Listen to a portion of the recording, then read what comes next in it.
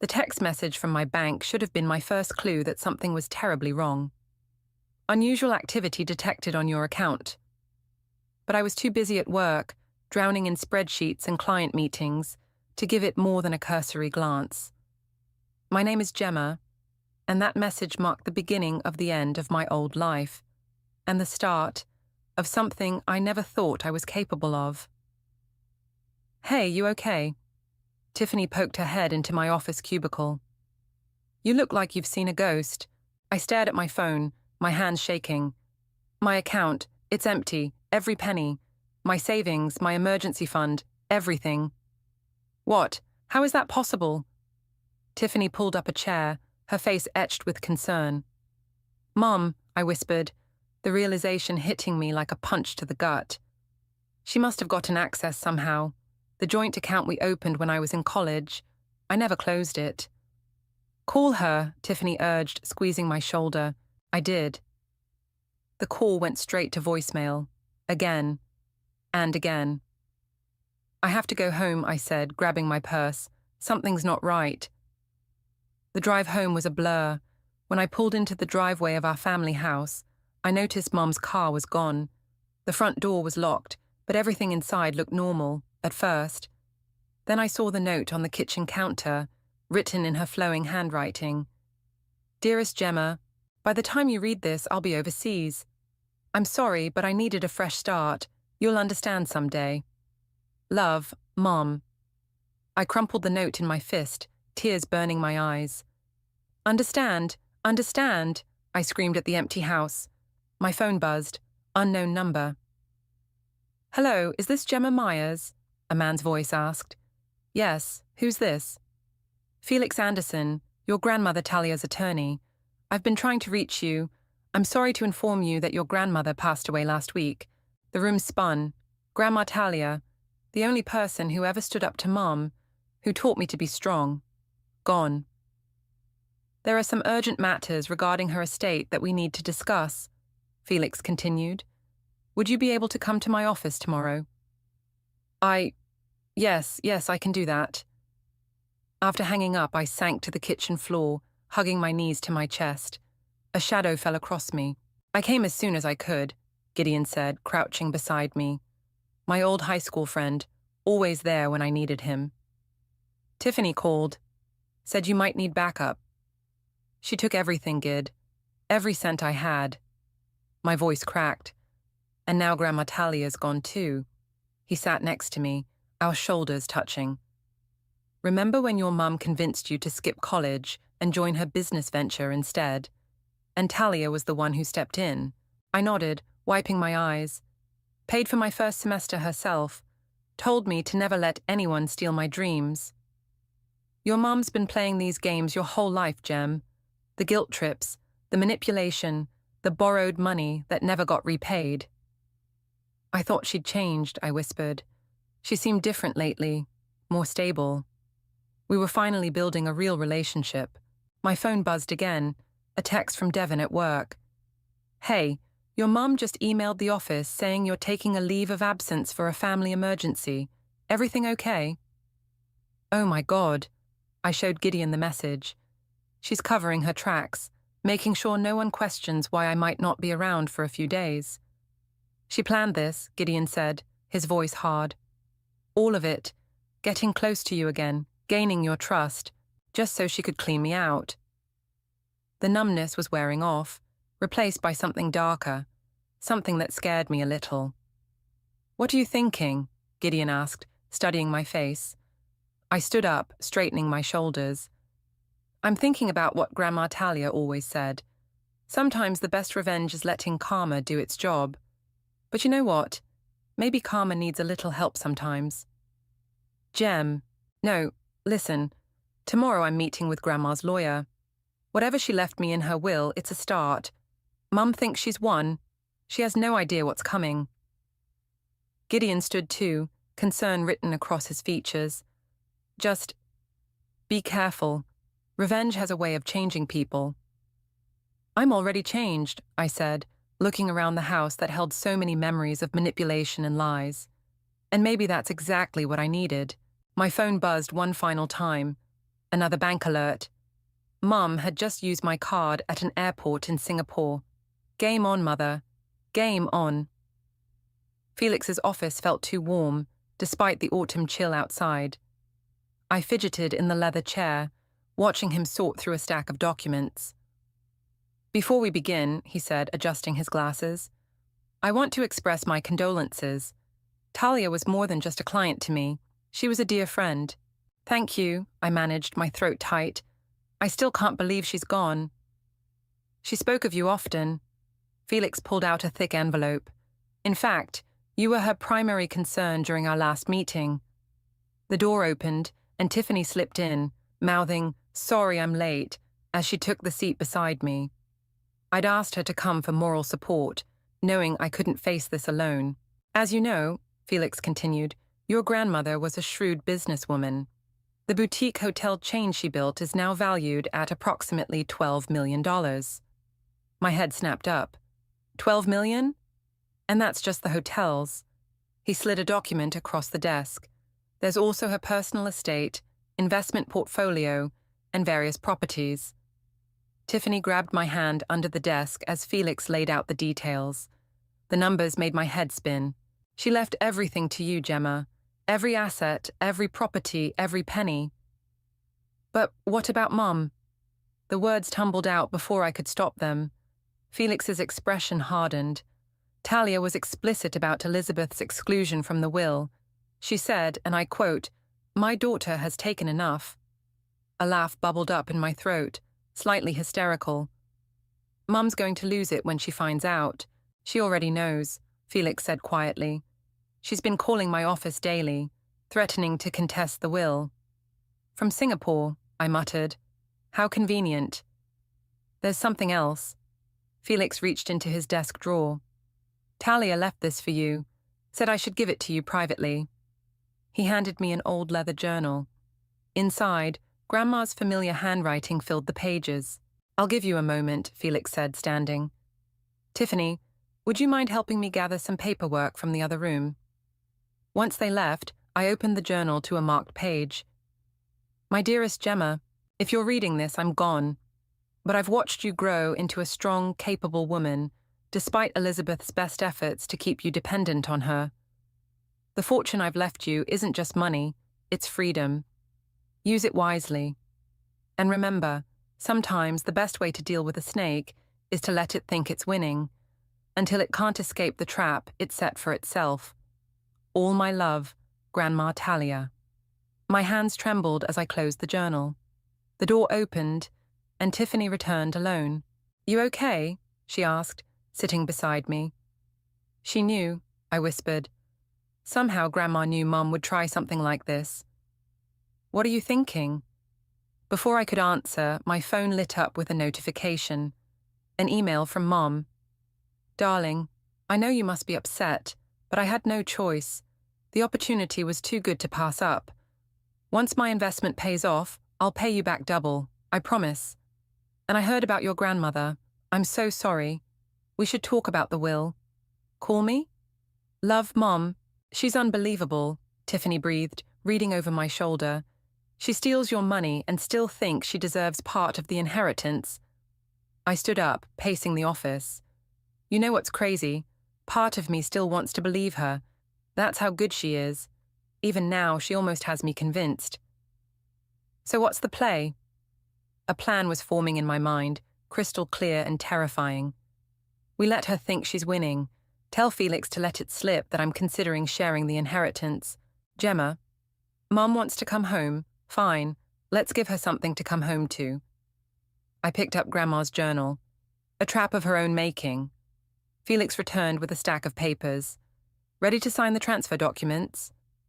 Actually, I said, sitting down, I have some questions about property management, specifically about making someone think they have access to assets they don't actually control. Felix raised an eyebrow. I assume this has something to do with Elizabeth. Let's just say I'm taking Grandma's advice about handling snakes. As I signed document after document, I felt something shift inside me. The hurt, betrayed daughter was fading, replaced by someone stronger, someone who'd learned from the best about how to play the long game. One more thing, Felix said as we finished. Your grandmother left instructions about the master suite at the main house. Said you'd know what to do with it when the time came. I smiled, remembering the room Mum had always coveted but Grandma never let her use. Oh, I know exactly what to do with it. Mum's going to love it, right up until she doesn't. You're going to let her stay in the master suite? Tiffany nearly choked on her coffee. We were sitting in my new office, at the hotel's headquarters, surrounded by boxes I hadn't unpacked yet. The same woman who just cleaned out your bank account. That's exactly why it's perfect. I pulled up the security camera feed on my laptop, showing the luxurious room. Grandma had cameras installed everywhere after Mom's last attempt to borrow her jewelry. Devious, Tiffany grinned. I like it. A knock at the door interrupted us. Gideon walked in, carrying a stack of files. Your mother's been busy, he said, dropping them on my desk. I had my friend at the bank pull her transaction history. I flipped through the papers, my jaw tightening. First-class tickets, luxury hotels, shopping sprees. She's burning through my savings like it's nothing. There's more, Gideon said, pointing to a highlighted entry. She's been making calls to real estate agents here in town. She's planning to come back.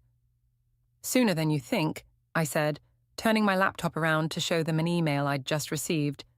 Dearest Gemma, I've had time to think about my actions, and I realize I've made terrible mistakes. I'm coming home next week. I know I don't deserve your forgiveness, but I hope we can talk. I heard you've inherited Talia's estate. Perhaps we could discuss it over dinner. Love, Mom. Wow, Tiffany said. She's not even trying to hide her intentions. Perfect. I opened my calendar. Time to set the stage. Gideon, can you help me with something? He raised an eyebrow. Depends. Is it legal? Mostly. I smiled. I need you to pick Mom up from the airport next week. Make it seem like I'm too busy with the hotels to come myself. And then bring her to the house, Tiffany caught on, where everything will be set up just the way she expects. Rich daughter, ready to be manipulated again. Exactly. I pulled out Grandma's journal. But first, we need to make some changes to the master suite. Over the next week, we transformed the room into a perfect trap. Every luxury item was catalogued and photographed. Every drawer had a hidden camera. Every safe was rigged to record when it was opened. The tracking software is installed, Devon announced, closing his laptop. I'd brought him in for his IT expertise, swearing him to secrecy. Any email she sends or receives from the house network will be forwarded to you. You're scary good at this, Gideon observed, watching me arrange expensive-looking costume jewelry in the suite safe. I learned from the best, I said, thinking of all the times I'd watched Mom manipulate people. She taught me everything I know about deception. Time to show her what a good student I've been. My phone buzzed. A text from Felix. Elizabeth's lawyer called. She's withdrawing her challenge to the will. Of course she is, Tiffany said, reading over my shoulder. Why fight for crumbs when she thinks she can get the whole cake? That evening, as we finished the preparations, Gideon pulled me aside. Are you sure about this? It's not too late to back out. I looked around the room that would become Mom's gilded cage. You know what she said when I got into college? Why waste time studying when you could be helping me with my business? She convinced me to give her my tuition money. If Grandma hadn't stepped in... I remember, he said softly. You were a mess that year. She's never faced consequences, Gid. Not real ones. She just moves on to her next target, her next scheme. Not this time. My phone chimed with a flight confirmation. Mom would land tomorrow morning. Places everyone, I announced. Time for the final touches. We worked late into the night, setting up the last details. A closet full of designer clothes, all tagged with security sensors. A jewelry box filled with pieces that would test her self-control. Bank statements accidentally left visible on the desk, showing accounts she'd never be able to access. One last thing, I said, placing Grandma's old silver mirror on the vanity. Mom had always coveted it, tried to steal it twice. Now it would serve as the perfect bait. As everyone left, Tiffany hugged me tight. You know she's going to try to turn this around on you, right? Make you feel guilty. I'm counting on it. I locked the suite door. That's how I know the plan will work. Mom can't resist playing the victim, right up until she goes for the kill. Later, alone in my apartment, I watched the security feeds one last time. Everything was perfect, every detail calculated to appeal to Mom's greed and manipulation. Game on, Mother, I whispered to the empty room. Let's see how you like being the one who's played. I watched through the security feed as Gideon's car pulled into the driveway. Mom stepped out, looking exactly as I remembered. Designer sunglasses, perfectly styled hair, and an expression of practiced remorse. Showtime, I muttered, heading downstairs to meet her. The front door opened. Gemma, darling. Mom rushed forward, arms outstretched. She smelled of expensive perfume and false promises. I let her hug me, keeping my arms loose at my sides. Welcome back, Mom. Oh, sweetheart, I've missed you so much. She pulled back, tears glistening. I know what I did was unforgivable, but I was desperate. If you'll just let me explain. Not now, I cut her off, watching Gideon bring in her luggage. You must be tired from your flight. Let me show you to your room. Her eyes lit up as we climbed the stairs. The master suite, but that was always Talia's. It's mine now, I said, unlocking the door, and I want you to have it. Mom stepped inside, her mask slipping for a moment as she took in the opulent surroundings. The antique furniture, the silk drapes, the gleaming vanity with Grandma's silver mirror. It's perfect, she breathed, running her fingers along the mahogany dresser. Just perfect. There's more. I opened the walk-in closet. I had some clothes brought in for you, and the safe is stocked with jewelry you can borrow for special occasions. Her eyes darted to the safe, then back to me. You're too generous, darling. After everything I've done. Family is family, I said, the words tasting bitter. Besides, Grandma would have wanted us to reconcile. About the inheritance, Mum started, sitting on the plush bed. I know I have no right to ask, but... Let's discuss it over dinner, I interrupted. I have a meeting now, but I'll be back around 7. The house is yours. Make yourself at home. As I turned to leave, she caught my hand. Gemma, wait. I really am sorry. About the money, about everything. I'll make it right, I promise. I squeezed her hand, remembering all the other promises she'd made and broken. I know you will, Mom. I know you will.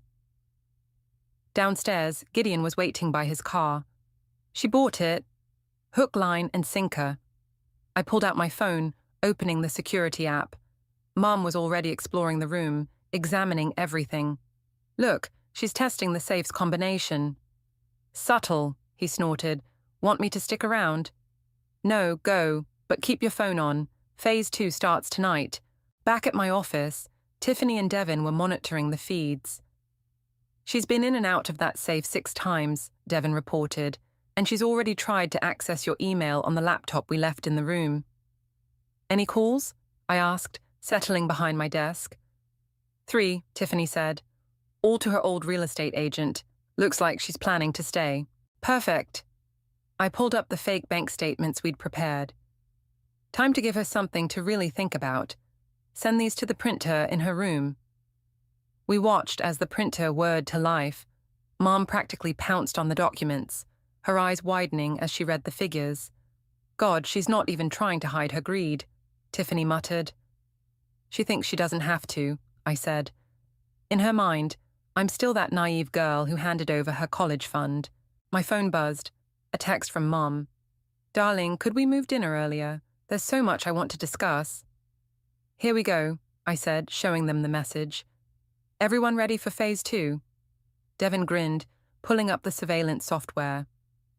Cameras rolling, audio crystal clear. Your move, boss. I texted back. Of course, Mum. 5:30 at the house? I'll bring takeout. Her response was immediate. Perfect. And darling, thank you for giving me another chance. You won't regret it. Oh, but you will, I whispered, watching her preen in front of Grandma's mirror. You definitely will. Gemma, Gideon's voice was soft. You still have time to stop this. I thought of my empty bank account, of years of manipulation and lies, of Grandma's words in her journal, "Let it think it's winning." "No," I said, straightening my shoulders. "She needs to learn. Sometimes the hardest lessons come from the people we've hurt the most." On the screen, Mum was already plotting her next move, unaware that every gesture, every word, every scheme was being recorded. The trap was set, and she'd walked right into it. Dinner would be interesting indeed. The dining room felt smaller with Mom sitting across from me, picking at her pad thai. She'd changed into one of the designer outfits from the closet, a silk blouse that probably cost more than most people's monthly rent. "The hotels are doing so well," she said, casually steering the conversation where she wanted it. "Talia always had a gift for business. Like mother, like daughter, I suppose."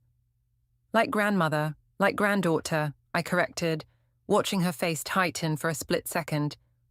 "Of course, darling. Though, I did learn quite a bit about hotel management during my time abroad. If you ever need help..." My phone buzzed, a text from Devin. She's been Googling how to transfer property titles between family members. "Actually," I said, setting down my fork, "I could use your help with something. The Richardson account needs attention, and I'm swamped." Mum's eyes lit up. "The Richardson account?" "One of our biggest clients. The paperwork's in my study. Want to take a look?" She practically jumped from her chair. "Lead the way, darling." In the study, I pulled up fake financial documents on my laptop. Mom leaned over my shoulder, her perfume almost suffocating. "See these figures?" I pointed to inflated numbers. "They're interested in expanding their partnership." "Fascinating," she breathed, already calculating percentages in her head. With my experience..." A crash from upstairs interrupted her. We both looked up. "Probably just the wind," I said, hiding my smile. "Right on schedule, Gideon." "I should check my window," Mom said quickly. "I think I left it open." "Of course, take your time." The moment she left, I pulled up the security feed on my phone. Mom rushed into the master suite, making a beeline for Grandma's silver mirror. She ran her hands along the frame, finding the hidden compartment we'd planted. "Got you," I whispered as she pulled out the fake documents we'd stashed there. Confidential hotel contracts, showing massive upcoming deals. My phone buzzed again. Tiffany this time. "Your mother just tried to email photos of the contracts to someone. Caught in our filter." "Perfect." Mom returned looking flushed but triumphant. "Everything's fine upstairs. Now, about the Richardson account." "Actually, I'm feeling tired." I faked a yawn. "Rain check." "Of course, darling. You work too hard." She kissed my cheek. "I think I'll make some calls. Catch up with old friends." "Old friends like Marcus?" I asked innocently, naming her former partner in crime. She froze for a microsecond. "I haven't spoken to Marcus in years." "Funny, because he called the office today. Something about a business proposition." Mum's mask slipped slightly. "Did he? Well, I'm sure it's nothing important." Later that night in my apartment, I watched the security feeds with Gideon. Mum was making call after call, her excitement barely contained. "She's already trying to set up meetings with potential investors," Gideon said, scrolling through her intercepted emails, "using the fake contracts as bait. Just like she did in Singapore." I leaned back, exhausted. "Same script, different players." "Gemma," Gideon touched my arm. "I saw how you flinched when she hugged you. This is taking a toll." "I'm fine." "No, you're not. You're turning into her." The words hit like a slap. "I am nothing like her." "No, setting elaborate traps, playing mind games. What happens when this is over?" "She needs to learn." "But at what cost to you?" He turned my chair to face him. "I've known you since high school, Gem.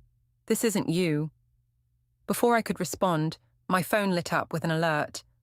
Mom was in the study trying to access my computer. "I have to go," I said, standing. "Gemma, wait." Gideon caught my hand. "Just remember who you are. Don't let revenge change that." I pulled away, but his words followed me down to my car. On the drive to the house, I thought about Grandma's journal, about karma and consequences. Mom was back in her room when I arrived, looking innocent as a lamb. But the security logs told a different story. Attempted computer access, photographed documents, suspicious phone calls. "Everything okay?" she called out as I passed her door. "Perfect," I replied, thinking of the trap closing around her, step by step. Everything's just perfect. But later, lying in bed, Gideon's words echoed in my head. "This isn't you." Maybe not. But then again, maybe this was exactly who I needed to be to finally break free from her web of manipulation. Tomorrow would bring phase 3, and then we'd see who had learned the better lessons about deception. "She's meeting with investors today," Devon announced, bursting into my office. 3 of them, at the Blue Lotus restaurant. I glanced at my watch. "Right on schedule. Is everything set up?" "Tiffany's already there with the hidden camera." And guess who else showed up? He slid his phone across my desk, showing security footage from the restaurant's entrance. "Your old friend Marcus." My stomach tightened at the sight of Mom's former partner, the man who'd helped her con so many people before. "She's really getting the band back together." "Want me to call it off?" Devon asked. "This is getting serious." "No." I stood up, grabbing my coat. "This is exactly what we need. Send me the live feed." The Blue Lotus was packed when I arrived, but I spotted Mom immediately at a corner table, holding court with 4 well-dressed people. Marcus sat beside her, looking exactly as sleazy as I remembered. "Table for 1?" the hostess asked. "Actually, I'm meeting someone." I headed toward the bar where Tiffany sat nursing a martini, her phone propped up to record the meeting. "You won't believe what they're promising these people," she whispered as I slid onto the stool beside her. 5-star hotels at 3-star prices, guaranteed returns of 30%. "Just like Singapore," I muttered, watching Mom gesture enthusiastically. "Same scam, different country." My phone buzzed. "Gideon." "Are you sure about this? It's not too late to stop." I ignored the message, focusing on Mom's table. One of the investors was already pulling out his checkbook. "Now," I said to Tiffany. She pressed a button on her phone. Across the restaurant, Mom's phone rang. She excused herself and stepped away from the table. "Hello," she answered. "Mrs. Myers?" Tiffany disguised her voice perfectly. "This is Sandra from First National Bank's fraud department. We're calling about some suspicious transactions." I watched Mom's face pale as Tiffany spun her tale about investigations and frozen accounts. By the time she hung up, her hands were shaking. "Showtime," I whispered, standing up. "Gemma." Mom's voice pitched higher when she saw me approaching. "What a surprise. I was just having lunch with some old friends." "Old friends like Marcus?" I smiled coldly. "The same Marcus who helped you run investment scams in 3 states." The investors at the table stopped talking, looking between us. "Darling, you're confused," Mom laughed nervously. "We were just discussing some potential business opportunities, like the fake contracts you stole from my study." I pulled out my phone, showing the security footage of her photographing documents. "Or maybe the forged signatures you've been practicing." Marcus stood up quickly. "I should go." "Sit down," I snapped.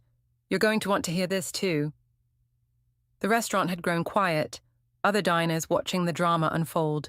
Mom's perfect mask was cracking. "These people deserve to know who they're really dealing with," I continued, my voice carrying.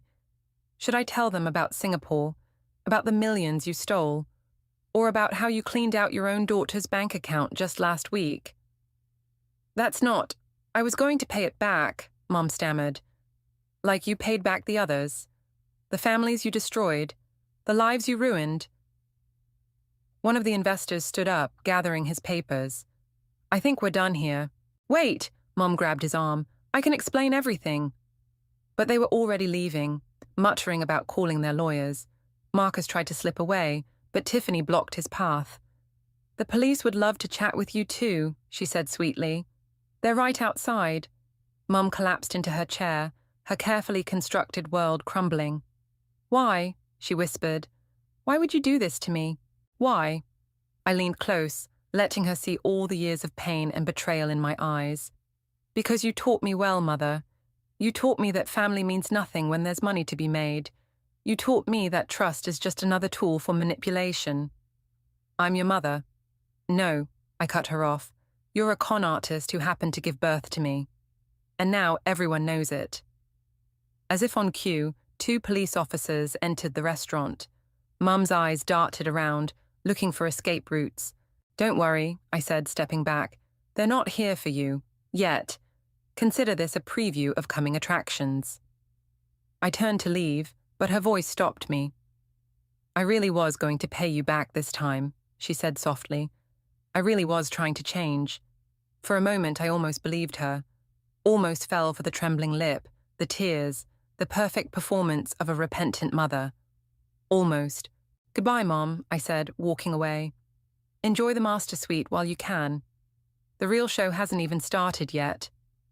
The security feed showed Mom pacing in the master suite, making frantic phone calls. It had been 3 days since the restaurant incident, and her world was collapsing piece by piece. Another investor filed a police report, Tiffany announced, walking into my office. That makes 4. And Marcus? I asked, not looking away from the screen, singing like a canary. Turns out he kept records of everything, including Singapore. My phone lit up with Mum's 20th call attempt of the day. This time I answered. Gemma, please, she started, her voice cracking. We need to talk. Come to my office, 1 hour. I hung up and texted Gideon. It's time. Mum arrived exactly on time, wearing the same designer outfit from her first day back. But now it looked rumpled, like she'd slept in it. Sit, I said, gesturing to the chair across from my desk. Darling, I know you're angry. Angry?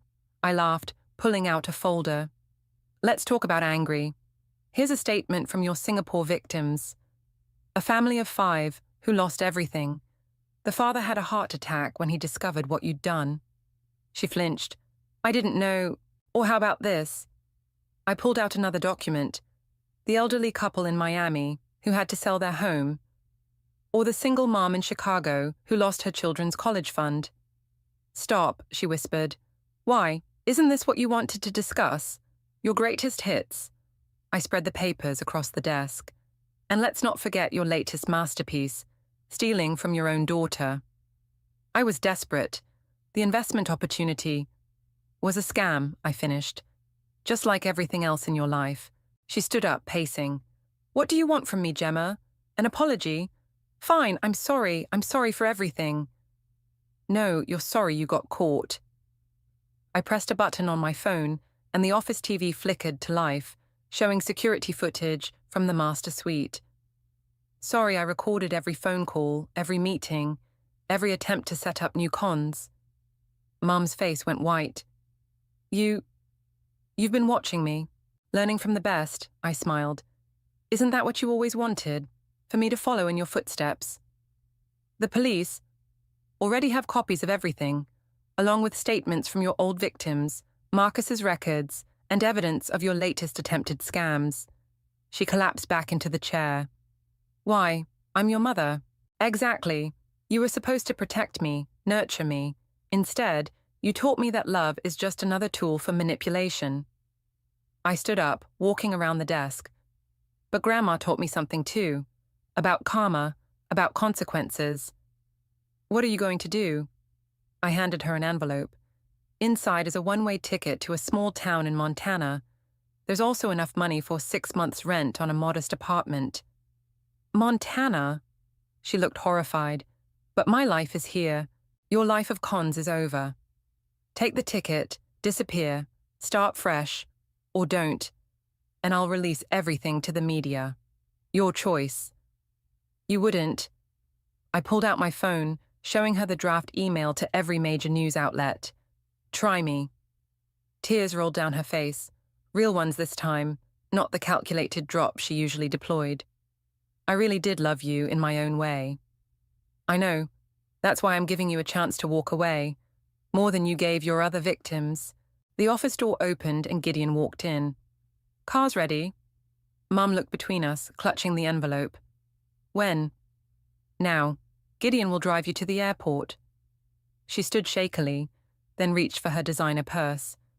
That stays, I said, along with everything else from the master suite. You start fresh, or not at all. For a moment I saw the real her, the scared woman behind the confident facade. She stepped toward me, arms raising for a hug, but I stepped back. Goodbye, Mum. She nodded once, tears still falling, and followed Gideon out. Tiffany came in after they left, holding 2 glasses of wine. You okay?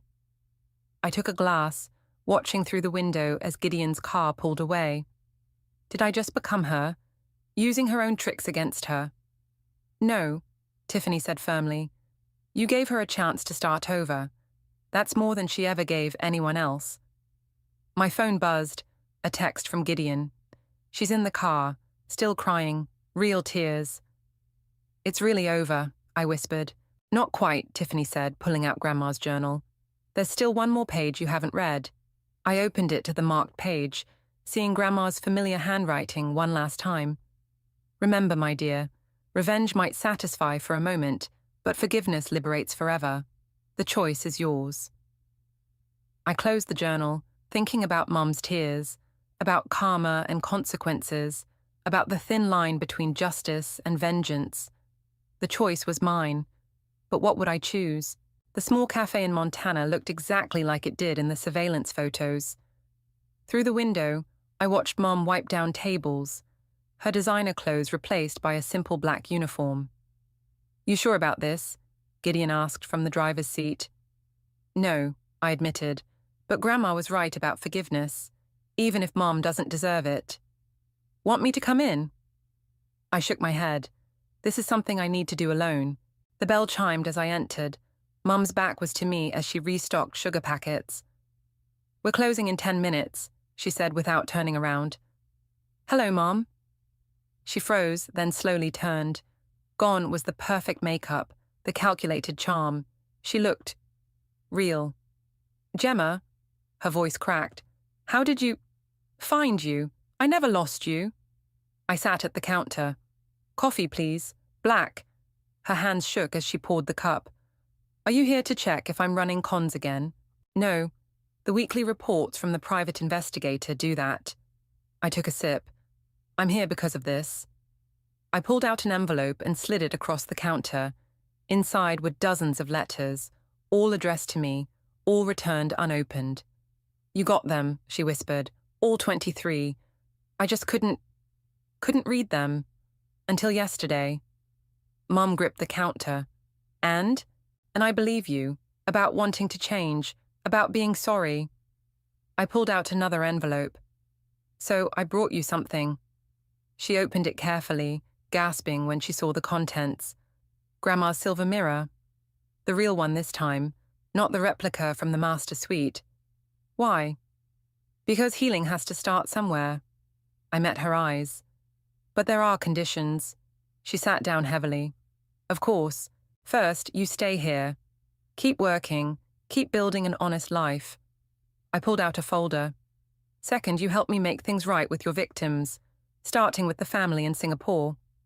How? I've set up a restitution fund from the hotel profits. You'll contribute 20% of your salary. It won't fix everything, but it's a start. Tears welled in her eyes. Genuine ones, like at the office that day. And what about us? That's the third condition. I took a deep breath. Complete honesty. No more cons, no more manipulation. Just truth. Even if it hurts, especially then. She touched the mirror gently. Did I ever tell you why I started running cons? No. Your father. She paused. He left us with nothing. I was 22, with a baby and empty bank accounts. I promised myself no one would ever make me feel that helpless again.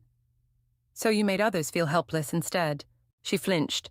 Yes, and somewhere along the way I forgot the difference between protecting myself and hurting others, including you. The cafe's lights flickered. Closing time. I have to go, I said, standing, but I'll be back next month, if you want. To check on me. To have coffee. To talk. To try. She came around the counter, stopping just short of reaching for me. I don't deserve a second chance. No, I agreed, but I deserve the chance to heal. And maybe this is how it starts.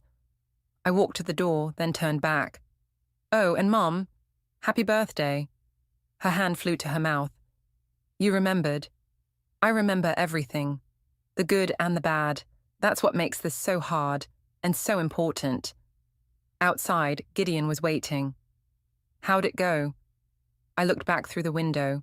Mom was holding Grandma's mirror, crying quietly. She's different, I said. Really different. People can change, he said softly, if they want to badly enough. My phone buzzed. A text from Tiffany. Did you give her the mirror? Yes, I typed back. And maybe something more important, a chance. As we drove away, I thought about Grandma's last words in her journal. About karma and consequences, yes, but also about choice. About choosing to break cycles instead of perpetuating them. You know, Gideon said as we hit the highway, your grandmother would be proud of sending Mum into exile, of giving her a path to redemption. That's more than she gave herself. I touched my pocket, feeling the single letter I'd kept, Mum's latest one, describing her first honest paycheck, her small apartment, her attempts to make amends. Maybe revenge wasn't about destroying someone. Maybe sometimes it was about forcing them to face themselves, to change, to grow. And maybe, just maybe, that change could heal us both. Let's go home, I said, watching the cafe disappear in the rearview mirror. We've got work to do. The restitution fund wouldn't build itself, and somewhere in Singapore, a family was about to receive an unexpected letter of apology, along with the first of many payments toward making things right. It wasn't a perfect ending, but it was a beginning.